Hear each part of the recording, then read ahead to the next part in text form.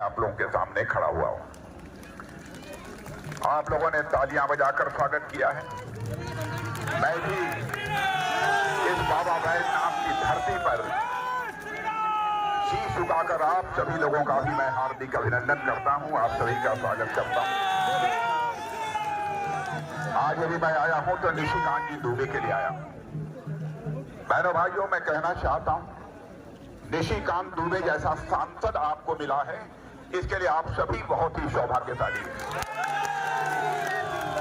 आपने बराबर अपने टीवी चैनल पर देखा होगा, निशिकांत जी भारत की संसद में केवल देवघर की समस्याओं को आवाज देने का काम नहीं करते हैं, बल्कि सारे हिंदुस्तान की जो बड़ी बड़ी समस्याएं हैं उनको प्रभावी तरीके से भारत की संसद में आवाज देने का कोई काम करता है तो ऐसे निशिकांत जी दुबे करते हैं।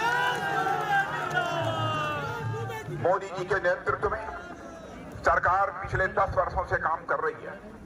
कोई कह सकता है बहुत सारे काम हो गए, कुछ छूट गए, इस सच्चाई को नकारा नहीं जा सकता है, लेकिन इस सच्चाई को कोई नकार नहीं सकता है कि अंतर्राष्ट्रीय जगत में मोदी जी के प्रधानमंत्री बनने के बाद भारत का कद ऊंचा हुआ है। मेरे बहनों भाइयों, अंतर्राष्ट्रीय मंच पर भारत कुछ बोलता था तो भारत की बातों को जितनी गंभीरता पूर्वक लिया जाना चाहिए नहीं लिया जाता था, लेकिन आज अंतर्राष्ट्रीय मंचों पर भारत कुछ बोलता है तो सारी दुनिया कान खोलकर सुनती है कि भारत बोल क्या रहा है। यह भारत की हैसियत है। धन दौलत के मामले में, अर्थव्यवस्था के आकार के मामले में, जब डॉक्टर मनमोहन सिंह जी 2004 में प्रधानमंत्री बने थे, उस समय दुनिया में धन दौलत के मामले में हमारा यह भारत दुनिया में 2004 में 11वें स्थान पर था।